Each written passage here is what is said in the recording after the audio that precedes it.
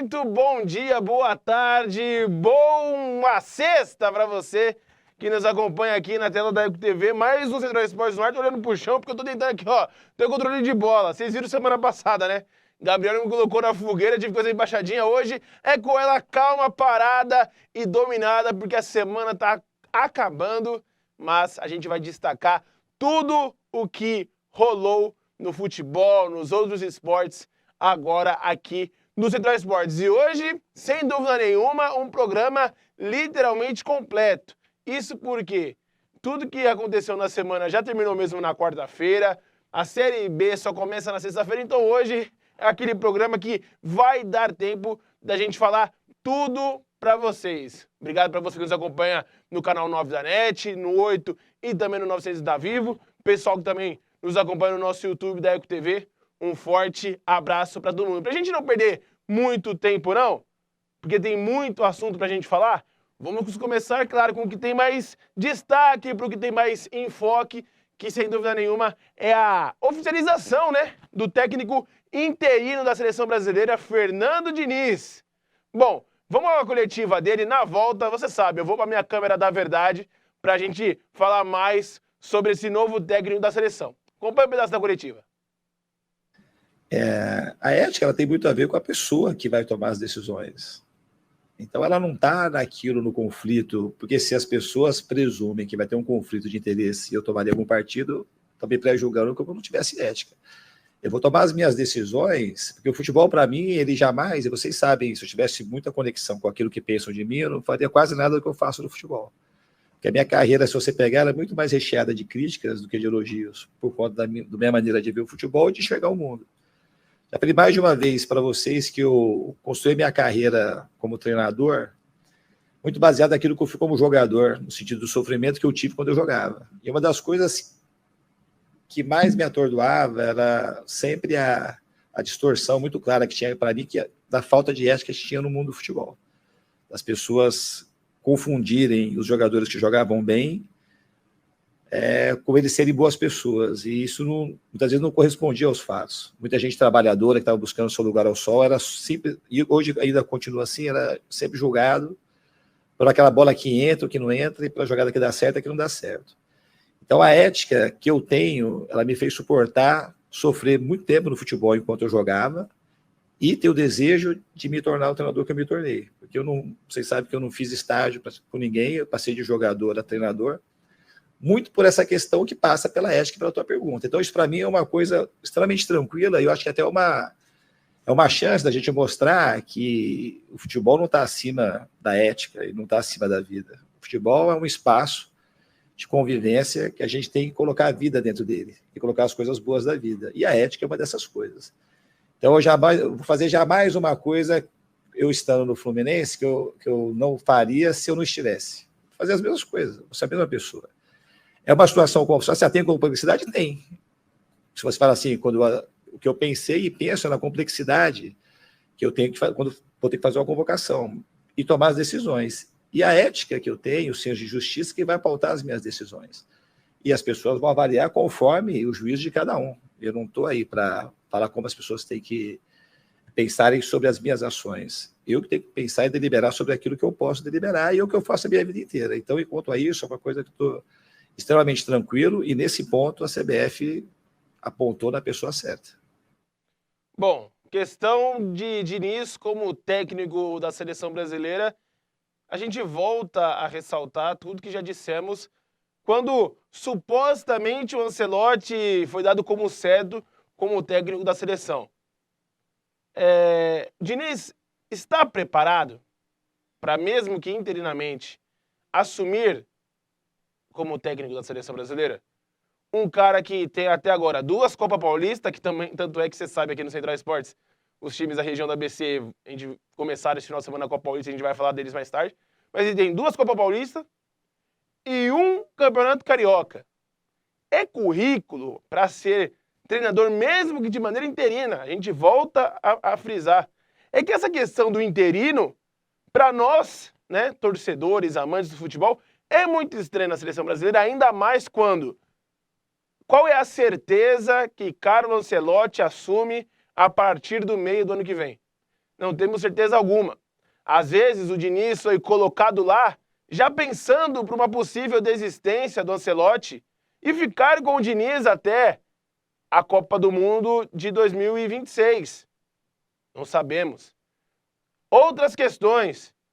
Como é que a CBF deixa um treinador que, volto a dizer, mesmo de maneira interina, não estou querendo ser chato não, é só para frisar muito bem, empregado em outro clube? Tem um conflito de interesse aí.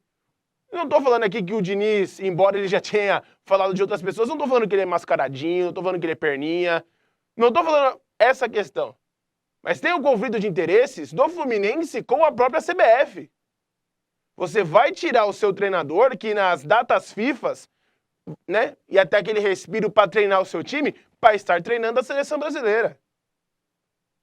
Então, é muito complicado você ver todas essas questões por uma questão imediatista, que o Brasil precisa agora, neste momento, de um treinador, já que o Ramon Menezes realmente não vinha fazendo um bom e grande trabalho, mas por outro lado também, o Diniz tem a linguagem da bola, né? Como a garotada gosta, né? Neymar, Marcelo, muitos jogadores já elogiaram a postura do Diniz e ele com um elenco tão qualificado, tão competitivo, será que ele realmente conseguiria dar resultados, visto que os melhores resultados do Diniz são quando os seus times são aqueles de menor expressão, como foi a questão dele no Audax, né, no próprio Atlético, me fugiu o Atlético Sorocaba, né, onde ele até já representou a seleção brasileira, quando ele foi fazer o amistoso na Coreia do Norte. Bom, o fato é, Diniz merece. Eu, dando a minha opinião agora, não apenas reportando a informação para você. Para mim, não merece. Currículo ainda é muito pouco para, mesmo que de maneira interina, assumir a seleção. Mas, sem dúvida nenhuma, ele é melhor que o Ramon Menezes. Eu falei do Ramon Menezes para já cortar para nossa câmera maior, que o meu querido Gabriel vai vir aqui para o estúdio, que ele me pediu, por favor, me dê a palavra, porque eu quero falar de Diniz hoje, quero falar de Ramon Menezes, quero falar de seleção brasileira. Bom, pediu, né? É o diretor. Hoje das coisas que o diretor mandou, eu só desobedeci uma hoje. A gente vai falar mais pra frente. Mas o Goiás vai estar aí também, daqui a pouco ele vai voltar. Entra aí, Gabriel. Entra no estúdio. Muito boa tarde, né? Você já almoçou hoje, né? Já almocei. Então, almocei. Tudo boa bem? tarde.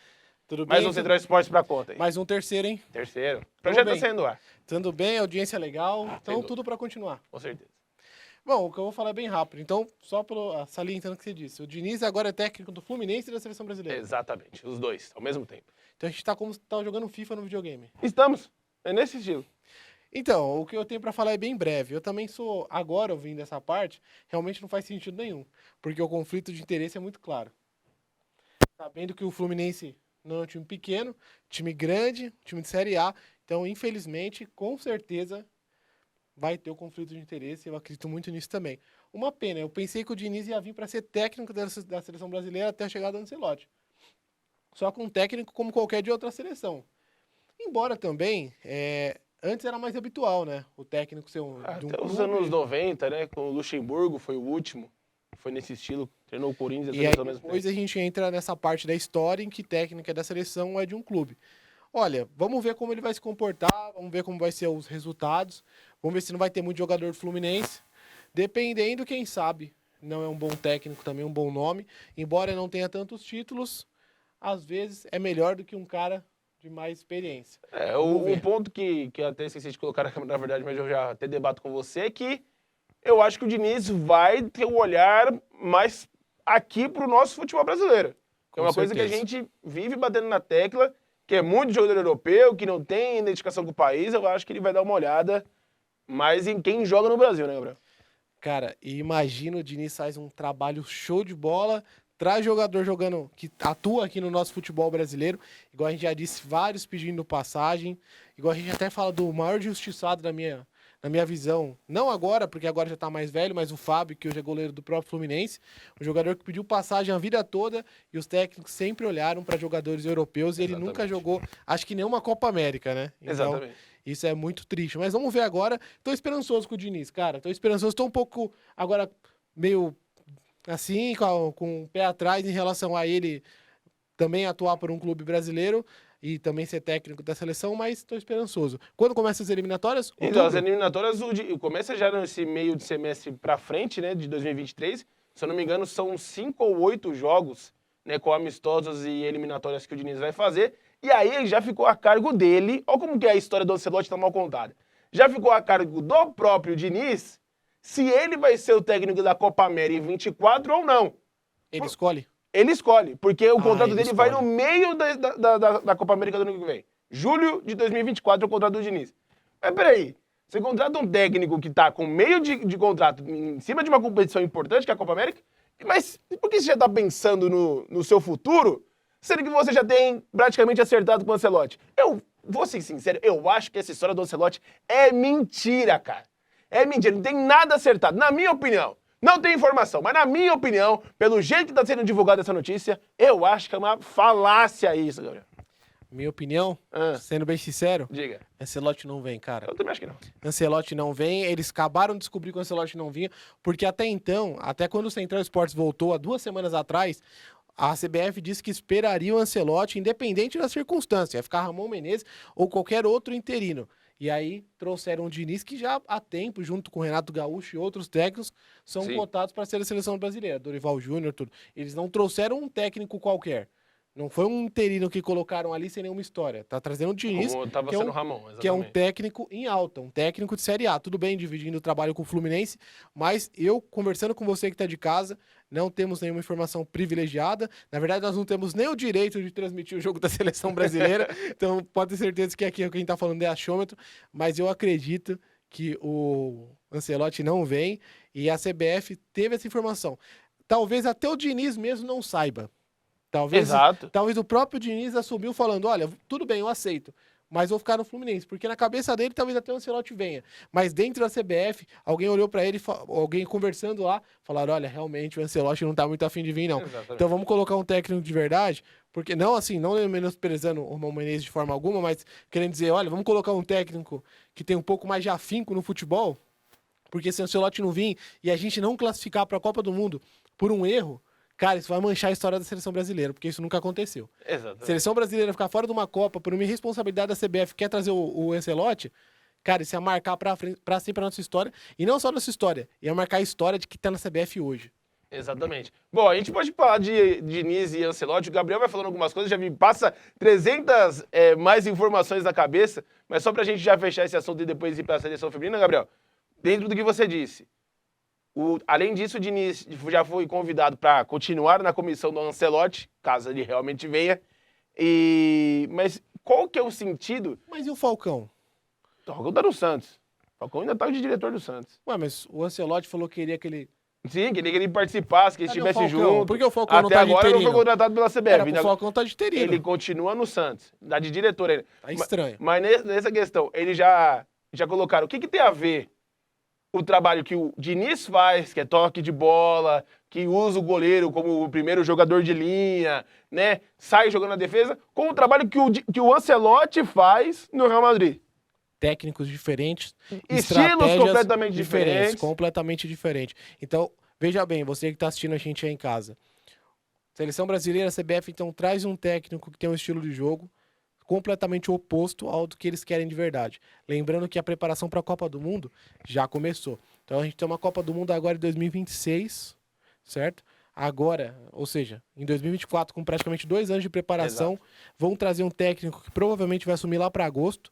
Esse técnico vai mudar completamente o estilo da seleção e a partir do momento a seleção brasileira não é um clube. O técnico chega e trabalha com jogadores que tem, tá tudo certo. Não, o cara pode trocar, ele pode convocar outros caras. Isso é a seleção brasileira, isso é qualquer seleção. Então o cara chegando, vendo que aqueles jogadores não agradam, porque é um jogador de toque de bola, um jogador de saída mais curta, enfim, é uma outra estratégia como o IEC disse.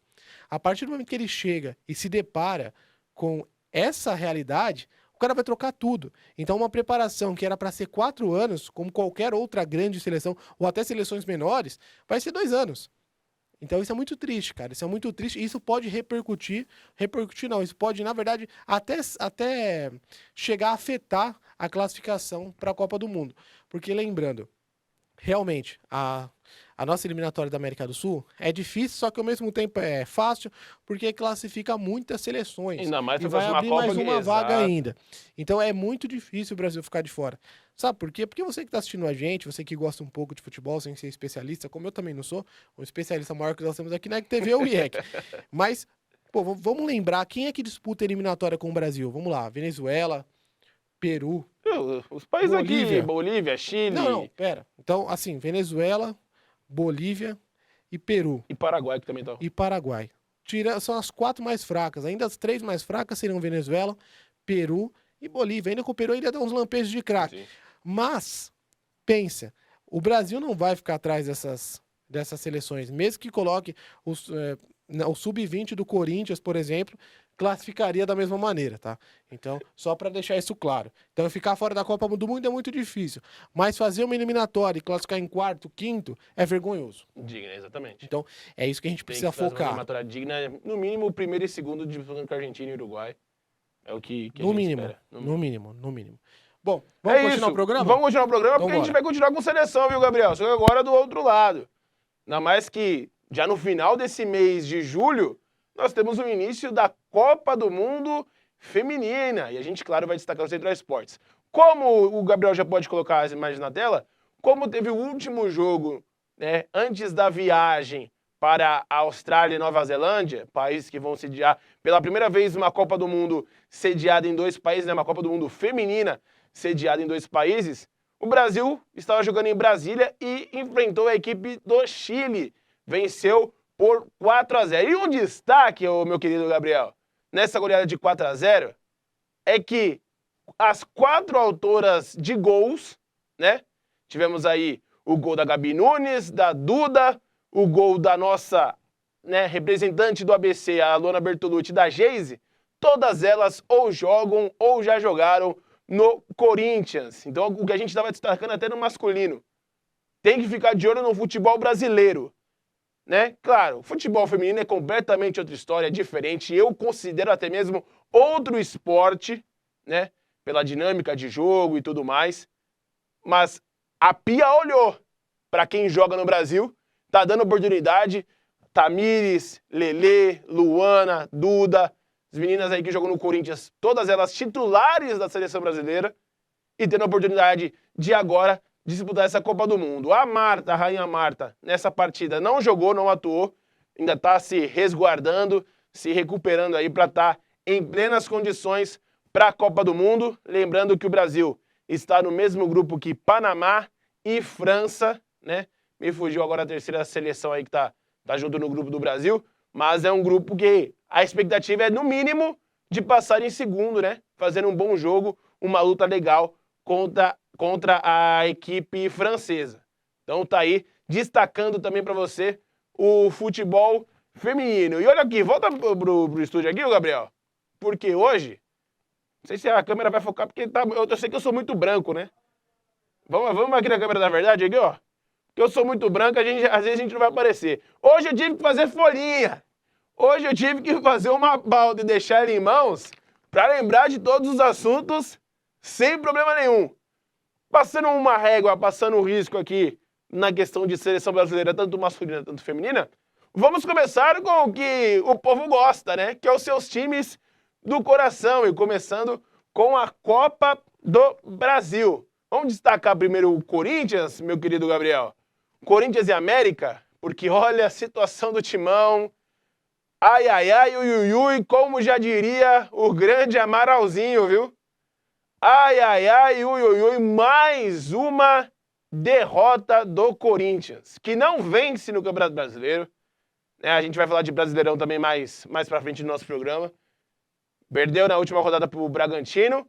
E na Copa do Brasil é impressionante. O Corinthians não ganhou um jogo fora de casa ainda. O Corinthians perdeu pro Remo por 2-0, perdeu pro Atlético Mineiro por 2-0, tudo bem que reverteu em Itaquera, mas agora perde pro América de novo e o Gabriel entrou no estúdio pra falar. Só falar do gol do América. Do Juninho, golaço. Na minha opinião, tá? Sou goleiro, treinei em vários lugares, base já, então posso falar que, na minha opinião, o Cássio falhou no gol. E eu vou explicar o porquê, tá? Não foi uma falha absurda, mas você pode ver que ele vai marcar a trave. Então, isso faz com que o gol saia. Não foi um chute absurdo do Juninho. Não foi aquela bola cruzada clássica. Vamos trazer o replay para você agora que tá assistindo aí de casa, num ângulo um pouco mais aberto. Vocês vão ver que o Cássio dá um passe pro lado. Vamos voltar agora, com um pouco da comemoração. É, sem dúvida, né? Ah lá. Agradecendo também ao All Sports Ó. aí que deu as imagens. Olha isso, ó. Agora, ó. Agora, viu? Ele deu um passe pro lado direito, do lado direito dele, no caso, o nosso lado esquerdo da tela. Quando ele dá esse passe, ele dá o canto inteiro e não consegue voltar. Eu imagino que ele pensou que ele ia bater do lado dele, do lado da trave. E aí ele vem marcar a trave. Então, na minha opinião, né, como eu falei, foi falha do Cássio aí, mas também não foi falha absurda. Sim. Mas ele poderia ter ficado no posicionamento correto. Até porque no ângulo que o Juninho tava, ele não precisava ter dado esse passe. Mesmo que ele batesse do lado dele, ele conseguiria pegar no posicionamento correto. Olha, ele tava no posicionamento correto, tá vendo? Um passe a mais. Um passe que... a mais. Se ele tivesse mantido Sim. aquele posicionamento, ele pegaria fácil aquela bola. Exatamente. Eu acho que foi um erro completamente do sistema inteiro defensivo do Corinthians, né? Com certeza. O Gil também... Olha, eu peso quase 100 quilos, pouco mais de 100 quilos. O Gil dizem que tem um condicionamento físico dos melhores do elenco. Eu aguentaria correr mais que esse cara no jogo todo. Com certeza. Mas agora fazer tão elogio aqui. O que o Roger Guedes jogou ontem é brincadeira. Jogou muito. Jogou bem. Não foi o melhor jogo da vida, não é isso? O Corinthians Mas jogou muito. bem ontem. Jogou muito. A gente tá mostrando, claro, só o gol aí. Mais uma Olha vez lá, agradecendo de o UOL. novo, ó. Mas o Corinthians jogou bem, cara. Bola na trave. Roger Guedes jogou muita bola, concordo, mas tem hora que ele quer finalizar pro gol e é só dar um passe pro meio, né? Fazer um cruzamento na área. Ele não consegue olhar um companheiro, quer sempre decidir, mas sem dúvida nenhuma. A postura do Corinthians foi diferente em outros jogos, mas é aquela coisa, né? Jogou como nunca e perdeu como sempre. Infelizmente. Agora vamos ver na arena semana que vem. Eu tô Exatamente. esperançoso. Com certeza classifica, cara. Lembrando que é sábado, não esse sábado agora, o outro. A decisão vai ser no sábado por conta das datas do Corinthians, também na Sul-Americana. Gabriel, tem muito assunto hoje, mas se quiser falar, você sempre entra. Não, com certeza. Mas só pra falar mesmo dessa questão do Cássio e bora pra cima que tem muito programa ainda, hein? Bora pra cima. Vamos lá. Exatamente. E já pode voltar comigo na câmera da verdade, porque eu vou mudar de assunto. Não sei se separou o GC aí, mas se não tiver separado, pode deixar aqui da edição a gente coloca. É um passinho pra trás, obrigado. Só pra deixar esse lado do jogo do Corinthians em si, até desobedeceu uma ordem no meu diretor Gabriel, que eu não vou colocar imagens. Só vou citar algumas coisas sobre o caso Luan, né? Um caso aí que ganhou notoriedade. A gente já tinha comentado há 1 ou 2 centrais, né? Aqui no nosso programa atrás, sobre a agressão que sofreram os jogadores do Santos quando eles estavam saindo de uma balada, né? A gente comentou, até disse que, claro, qualquer tipo de violência física, ela é completamente abominável. Mas o jogador tem que ter a consciência do momento em que o time que paga o seu salário está enfrentando. Só que o grande problema do Luan, e aí eu ainda tive que escutar de muita gente que eu estou passando o pano pro jogador, é que, cara, parem pra, pelo menos, observar algumas coisas. Pela primeira vez em mais de 7 meses, o Luan deu uma entrevista falando que está a fim de jogar.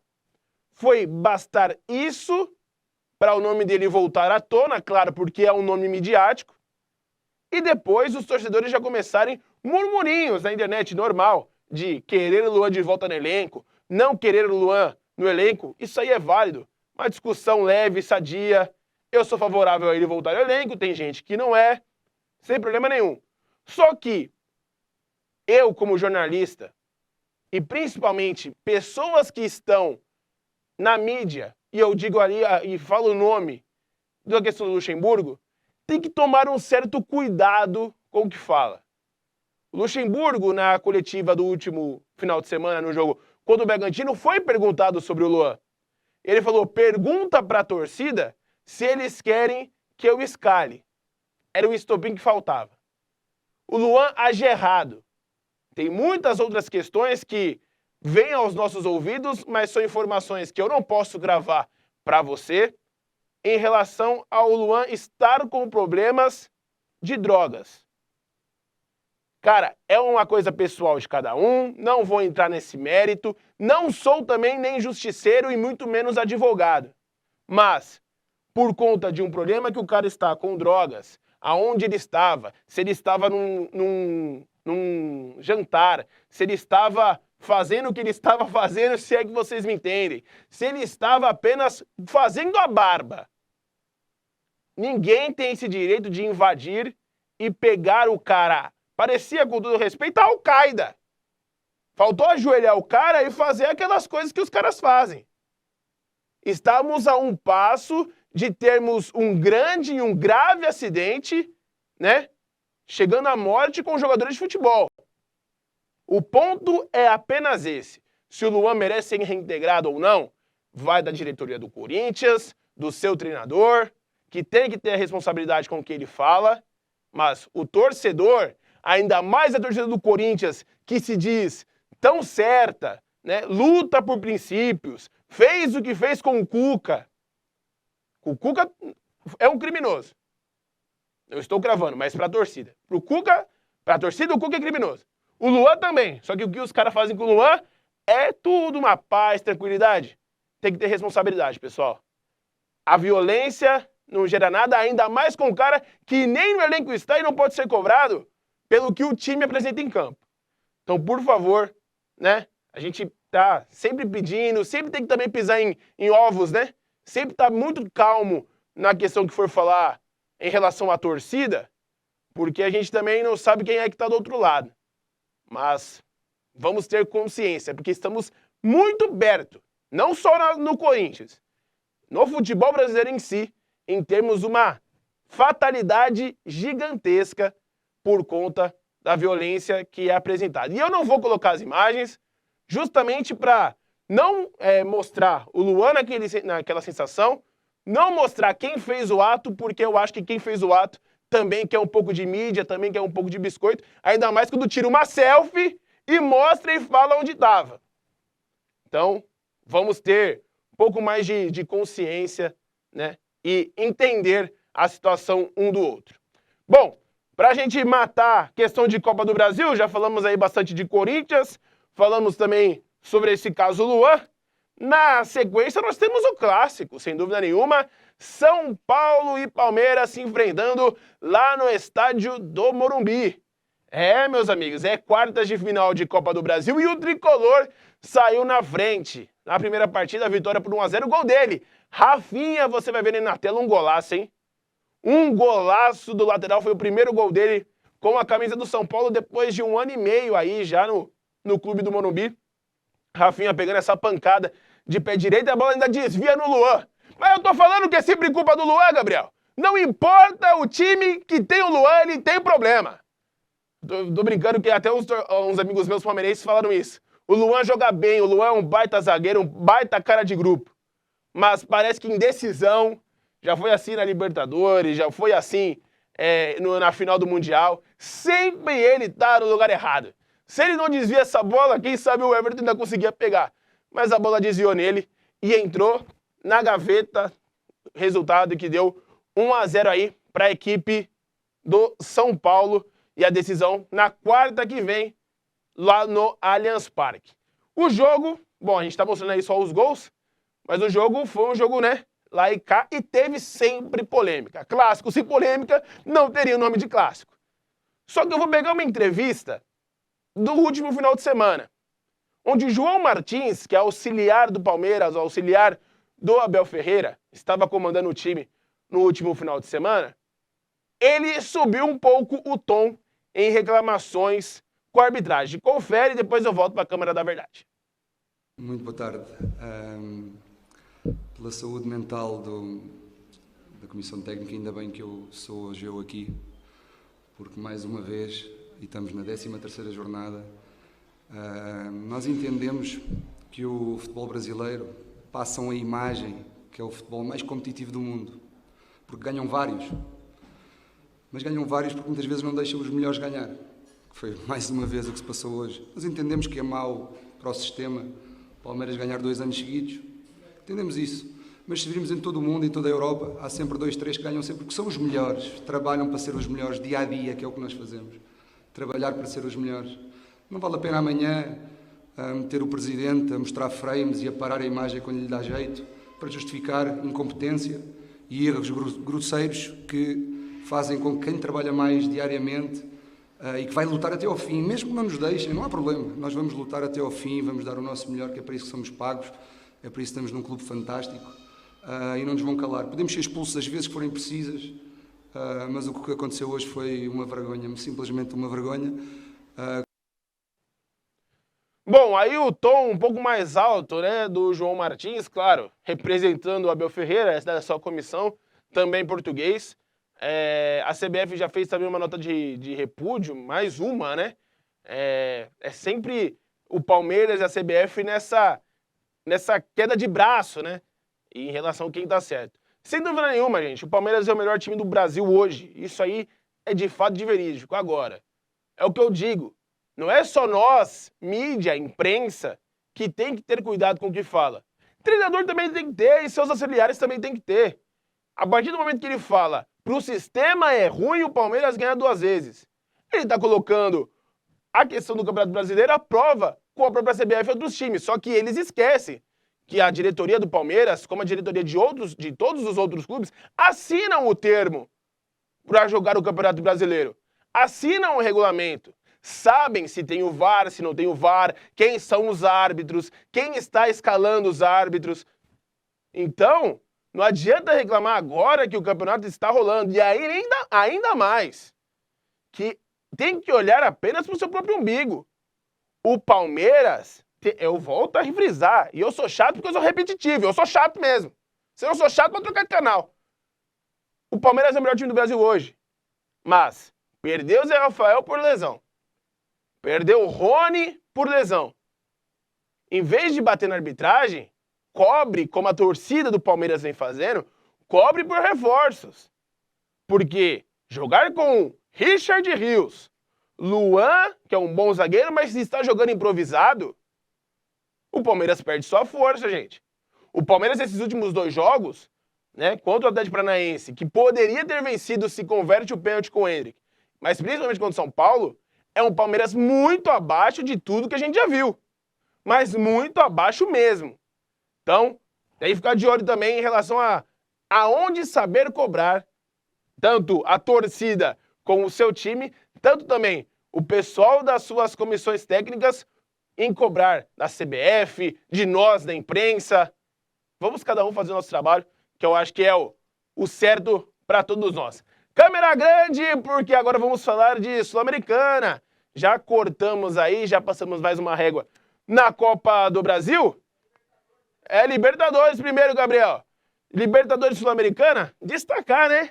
Que tivemos o sorteio na última quarta-feira e destacar aí os jogos que teremos de oitavas de final. E lembrando, né? Já tem aí a chave para chegar até a grande decisão. Então vamos colocando aí Atlético Nacional e Racing, Nacional do Uruguai e Boca Juniors, Deportivo Pereira, Independiente del Valle e aí um jogo completamente brasileiro. Pelo 3º ano consecutivo em mata-mata teremos Atlético Mineiro e Palmeiras. Mais uma vez e mais uma vez também o Filipão, né? Que agora é o técnico do Atlético Mineiro, voltando a enfrentar o Palmeiras, ele que tirou o Verdão na temporada passada.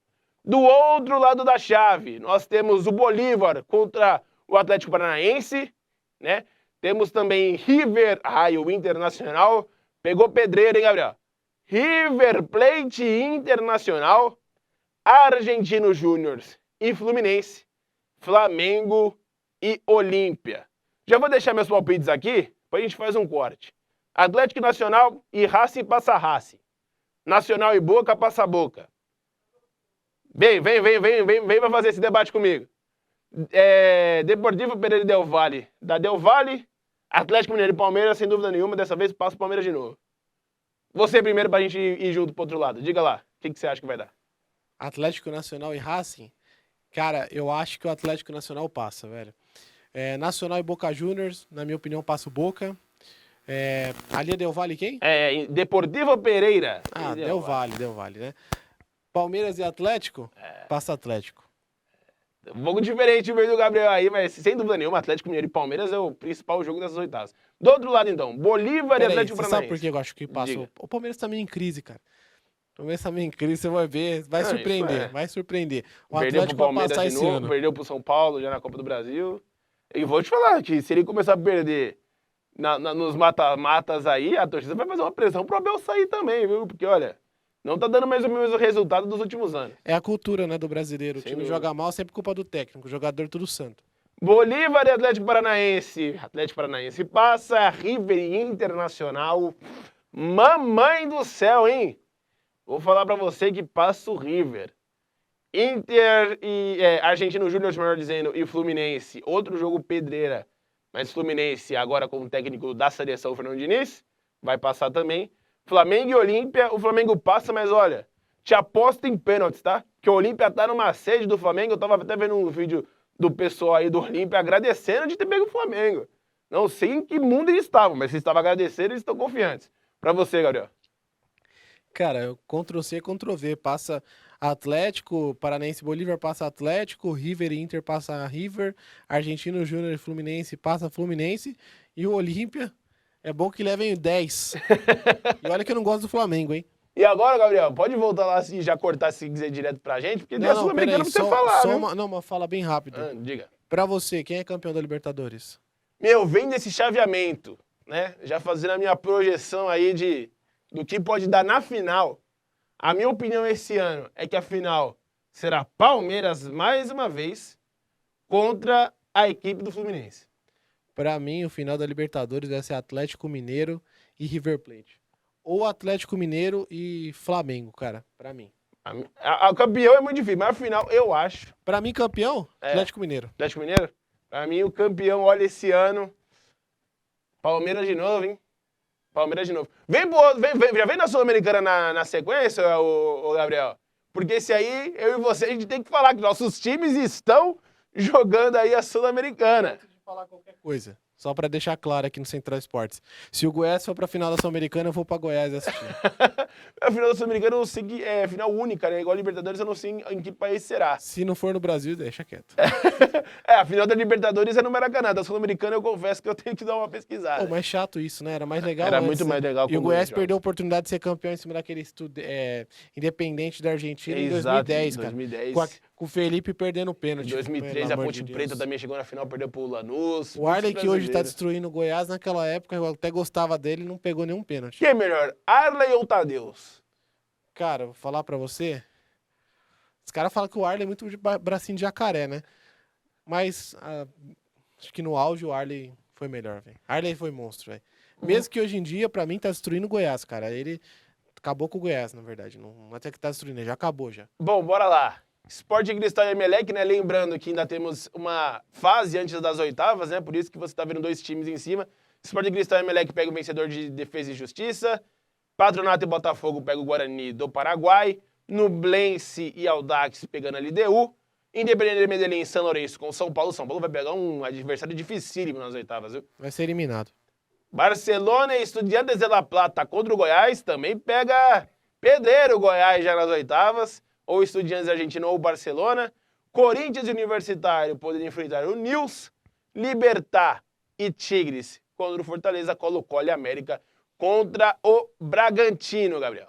Não dá pra cravar quem vai ser campeão, porque, cara, Tem muito time ainda. muito time. Não dá nem pra cravar quem vai passar, mas eu acho que o Corinthians vai ser eliminado pelo Goiás, eu acho. Nas quartas de final, né? Nas quartas, Eles velho.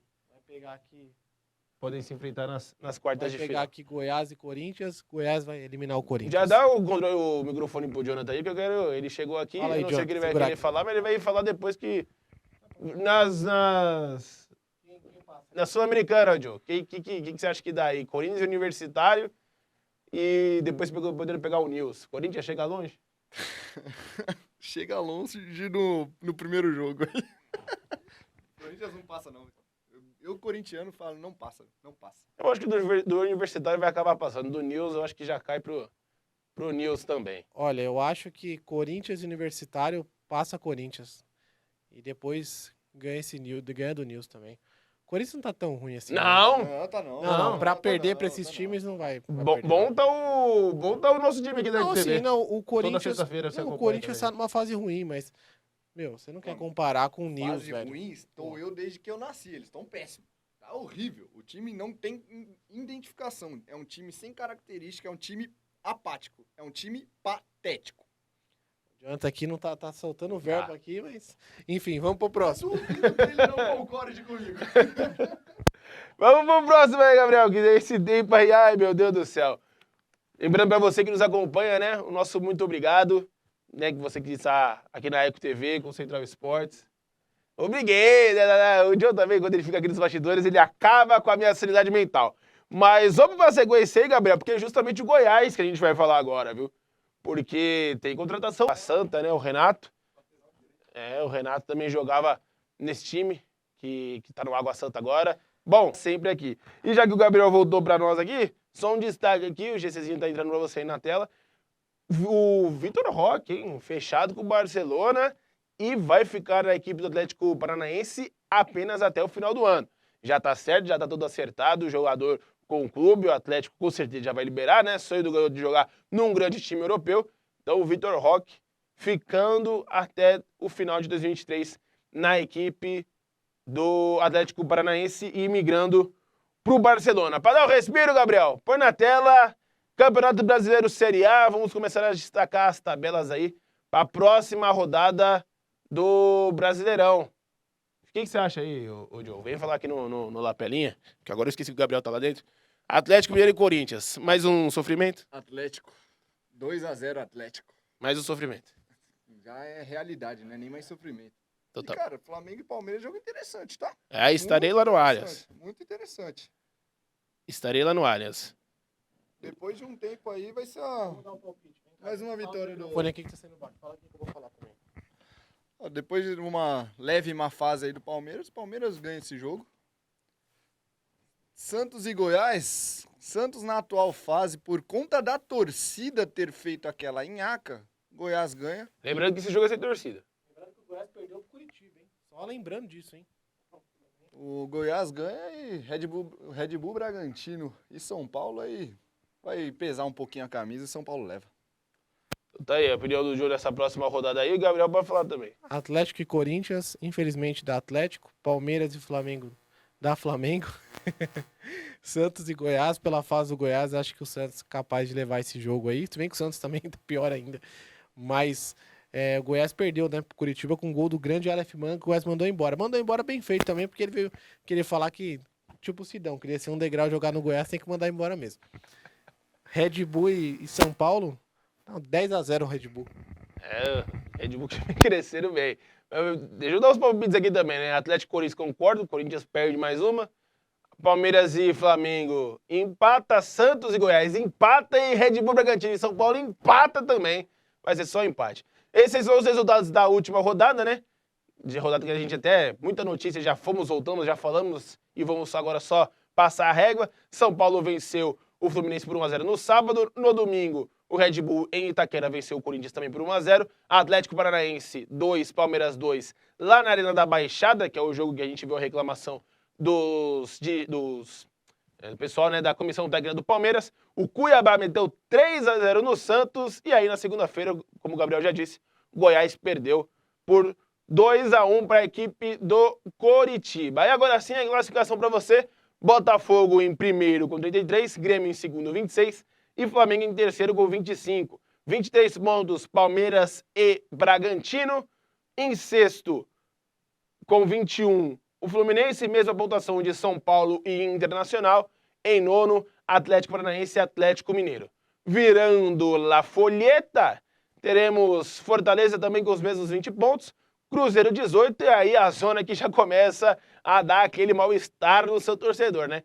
Cuiabá com 15, Santos 13, Bahia 12, Corinthians também 12 na zona de rebaixamento, Goiás 11, Vasco 9, América 9 e o Curitiba que venceu a sua primeira no campeonato, agora com 7 pontos, mas ainda em último lugar. Gabriel já fez a boa, pra gente correr um pouquinho aqui e dando um respiro no nosso programa, temos a classificação da Série B, que nesse momento o Sport está na liderança com 31 pontos, mesma pontuação do Vila Nova. O Sport, que perdeu a oportunidade de disparar na liderança, o jogo que estava atrasado, ele acabou perdendo e manteve aí a mesma pontuação.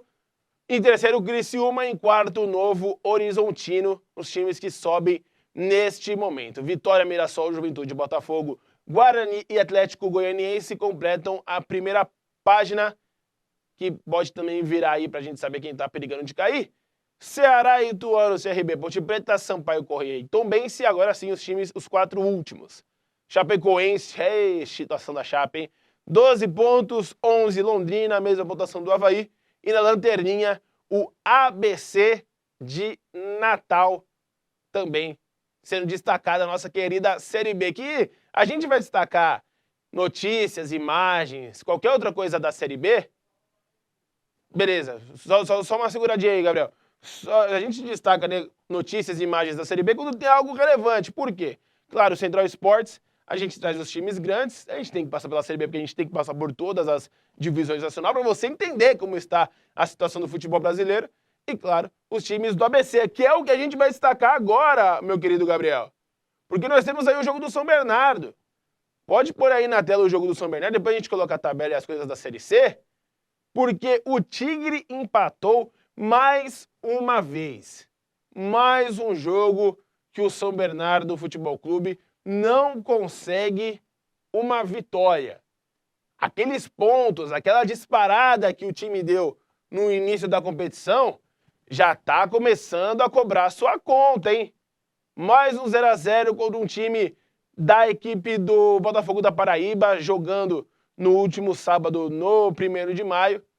0-0, mas voltou, né? Parece que voltou aquele espírito realmente da equipe do São Bernardo Futebol Clube. Teve mais posse de bola, jogou mais, teve as principais ações ofensivas, mas a bola, infelizmente, acabou não entrando. 0-0, mas um destaque que a gente quer colocar para você aí é a volta do Gianotti. Gianotti, um grande atacante da equipe do São Bernardo, estava lesionado desde 2021, mais de 1 ano e meio parado, retorna, né, para a equipe do Tigre do ABC, ficou muito emocionado na sua volta, mas acabou não ajudando aí com o gol e muito menos o time sair com os 3 pontos. Já pode colocar na sequência aí, Gabriel? Vou pedir para você, pode ligar o áudio, porque agora a gente vai ouvir a fala do treinador Márcio Zanardi. Foi como eu falei lá no vestiário, né? Era um jogo de 6 pontos, a gente sabe que a gente precisa voltar a pontuar, principalmente dentro de casa, mas é uma equipe muito forte, né? Uma equipe bem treinada, uma equipe que joga num bloco médio, baixo, sai forte em transição, tem muita qualidade. A nossa equipe voltou a ter o controle do jogo, ter posse de bola, nossa equipe voltou a competir. Eu acho que isso é o mais importante. Claro que eu não fico satisfeito porque nessa competição o empate é complicado, mas a gente também segura o Botafogo atrás da nossa equipe. Acho que no contexto geral, as perdas dos jogadores, a volta do Gianotti, quase 2 anos sem jogar, foi um pecado. A bola não quis entrar, mas é trabalhar, ter tranquilidade para poder voltar a vencer e voltar a jogar como a gente jogou. Tá aí, então, destacando mais uma vez a fala do Márcio Zanardi, né? Treinador da equipe do São Bernardo Futebol Clube. Você viu aí ele falando, né, após esse empate. Eu já pedi pro Gabriel colocar na tela aí a despedida do Léo Jabá. Léo Jabá, atacante formado na base do Corinthians, morador de São Bernardo. É muito bom relembrar. O Jabá sempre esteve presente na vida do São Bernardo porque ele é morador da cidade, né? Se formou aqui como pessoa, estudava em escolas aqui na região do ABC.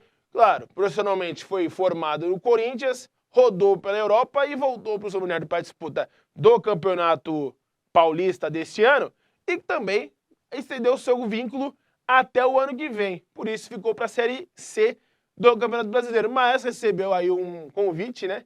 Por empréstimo, a voz já tá até falhando, por empréstimo, vai jogar em Portugal e fez essa carta aí de agradecimento ao São Bernardo Futebol Clube pelo tempo em que esteve no clube, né? Até um destaque aqui, ó. Obrigado a todos os profissionais que estiveram dando o suporte necessário nesse período em que estivemos juntos. Bora, sonhador. ele também agradece, né, toda a sua família de estar perto dele neste momento.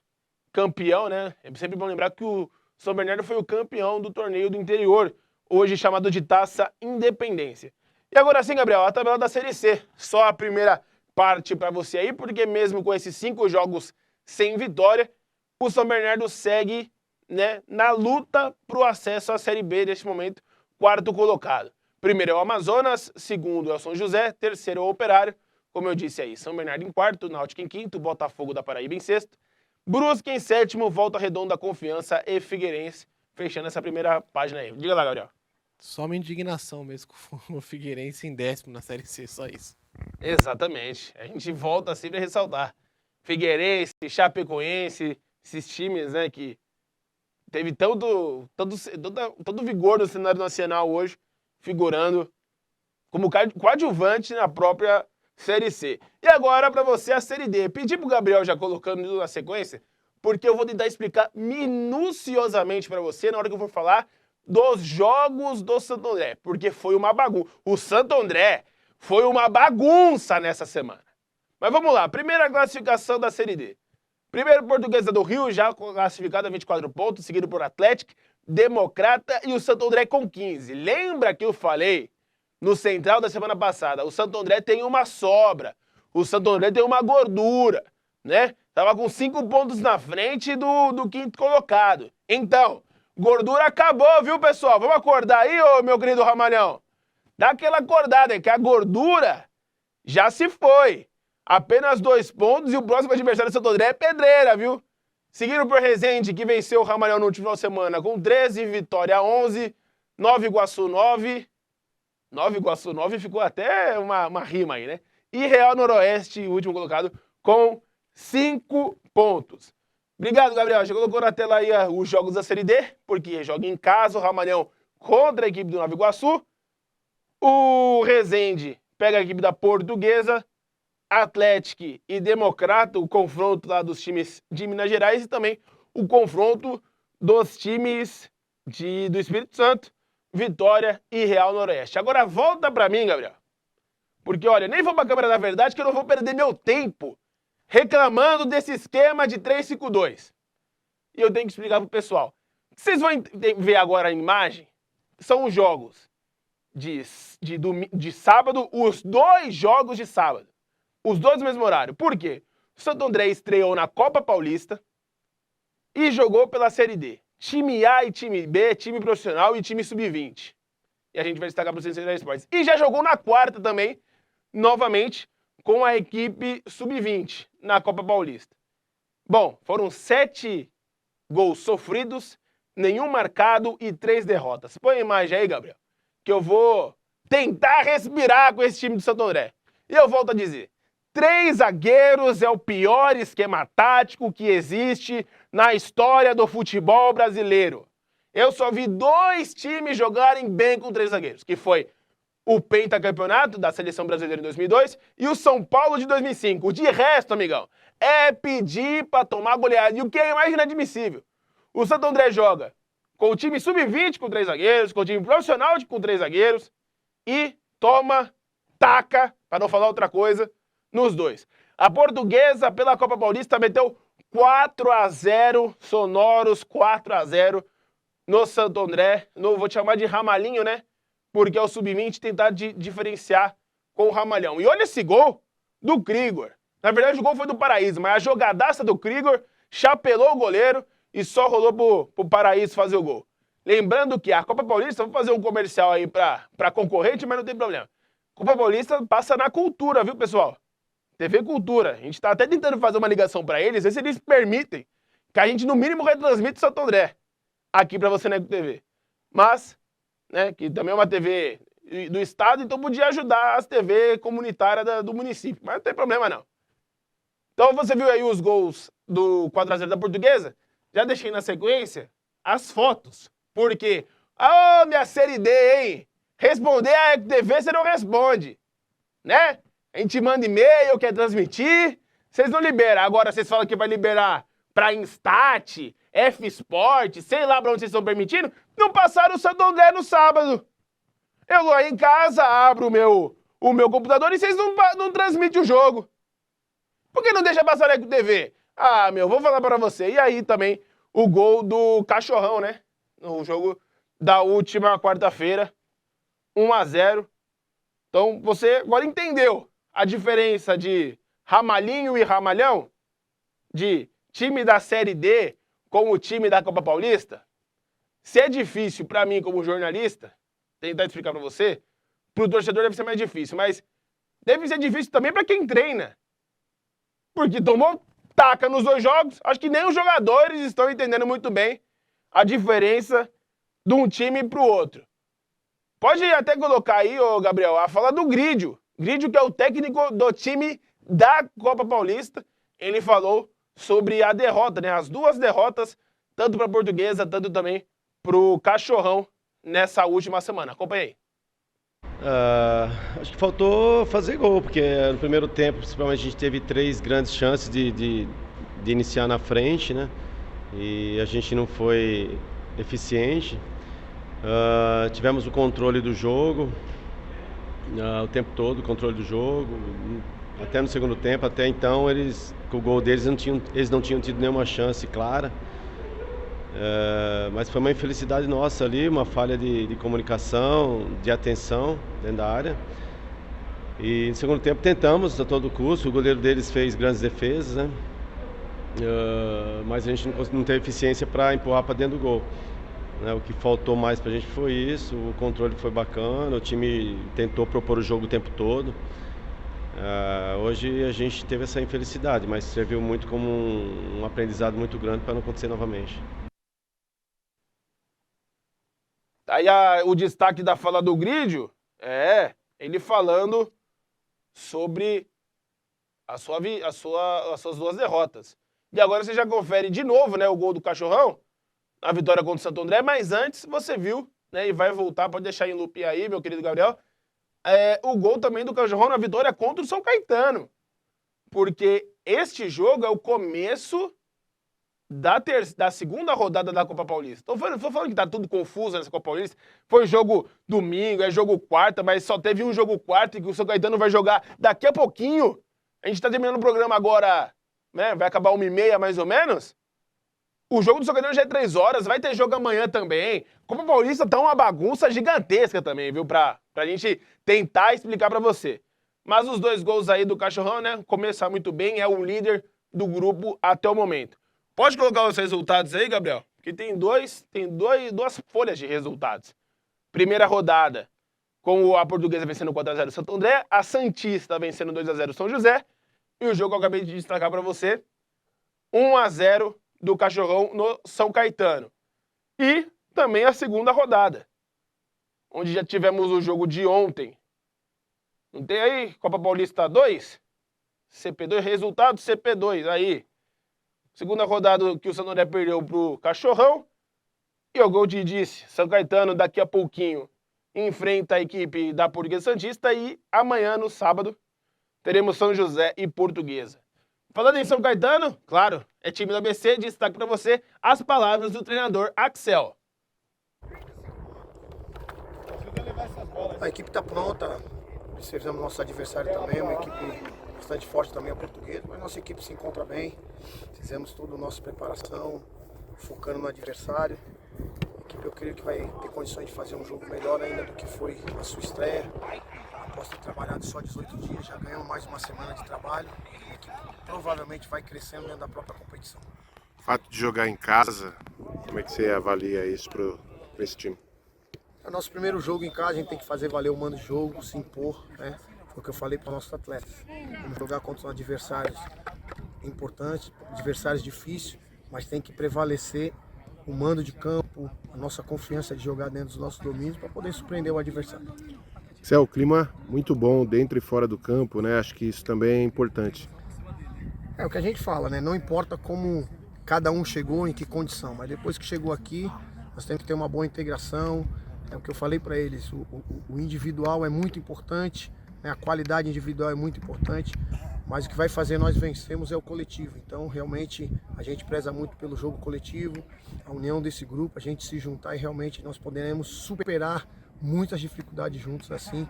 Eles entenderam, é um grupo que está se juntando cada vez mais, se unindo cada vez mais. E todas as vezes que nós entrarmos em campo, nós vamos procurar demonstrar isso, essa união, essa garra, essa disposição desse grupo.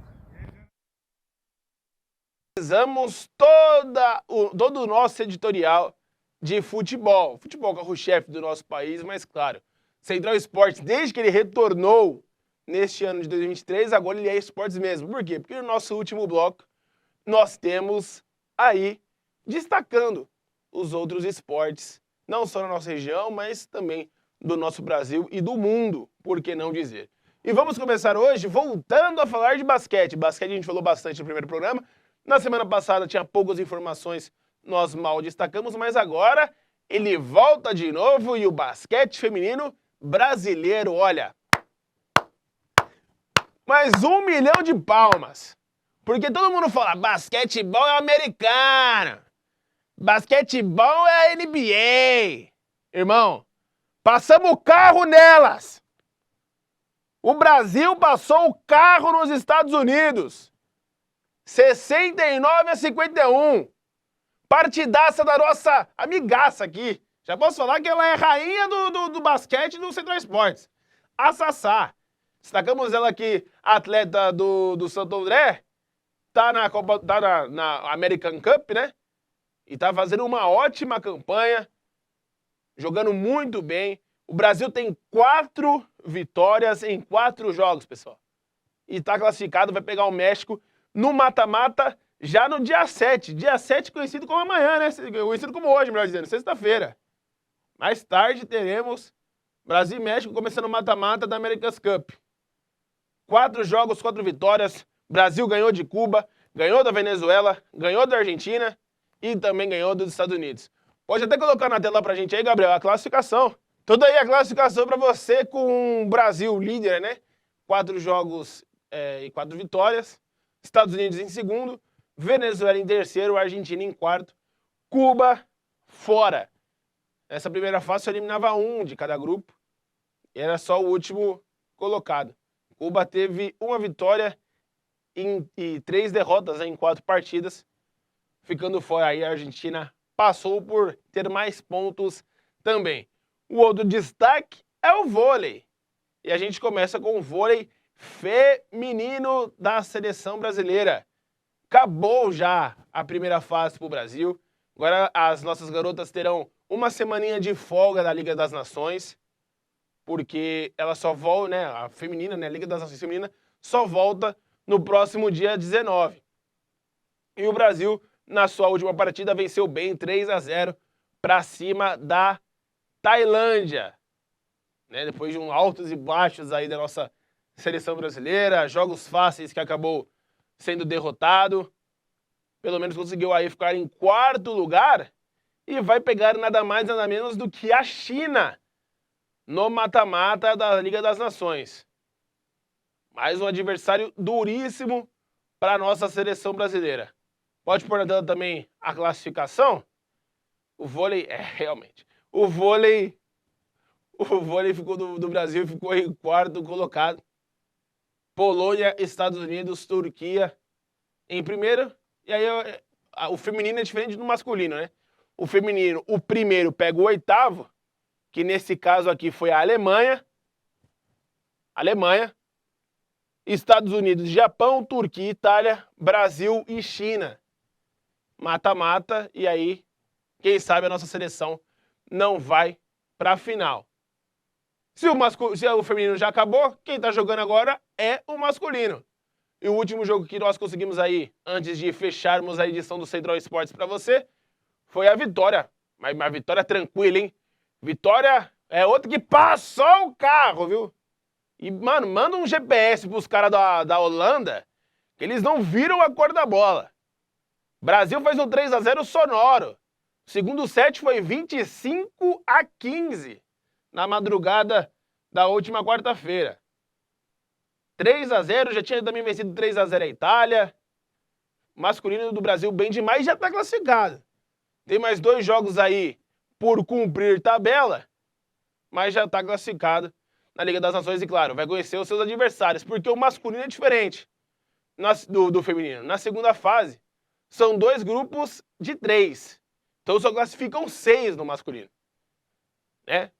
Que tem agora o Japão na liderança, Estados Unidos em segundo, Brasil em terceiro, Itália, Polônia e Argentina fechando quem estaria classificando. Lembrando que a primeira fase acaba no próximo final de semana. Então, domingão, já teremos aí o fim dessa primeira fase. Como eu disse, o Brasil já classificado, tranquilo, vai dar uma rodada no seu elenco, para aí sim, a partir também no dia 19, voltar com tudo na fase final e decisiva. E para nós encerrarmos o nosso Central Esportes, 2 fotinhos de 2 mulheres gigantescas do nosso esporte.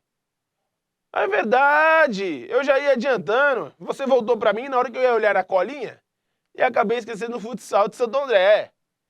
Destacando aí a Liga Nacional de Futsal, o Santo André Intelli, né? Foi até Minas Gerais enfrentar o Minas Tênis Clube e empatou em 1-1. Empatou em 1-1.